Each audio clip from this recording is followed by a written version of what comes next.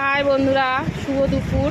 সবাই কেমন আছো? আশা করি ভালোই আছো। আমিও ভালো আছি, বড়দের আশীর্বাদে, ছোটদের ভালোবাসায় আমিও ভালো আছি। তা দেখো আজকে দুপুরের মেনু কি।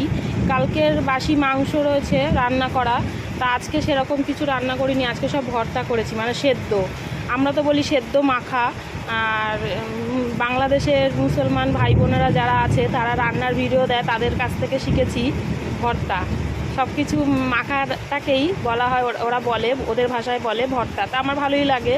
তা আজকে সব রকম ভর্তা মাখা হবে।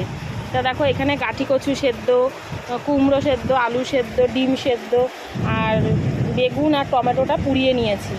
আর এখানে তোমার পেঁয়াজ ভেজে নিয়েছি, লঙ্কা ভেজে নুন দিয়ে গুঁড়ো করে নিয়েছি। এদিকে পটল ভাজা, ডাল সেদ্ধ। ডালটা একটু ঝোলঝোলেই সেদ্ধ রেখেছি।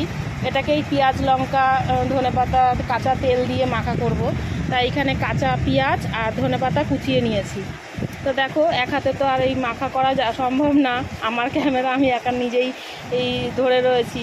তা আমি আবার মাখা করে ভর্তাগুলো রেডি করে আবার ঘুরে আসছি। দেখো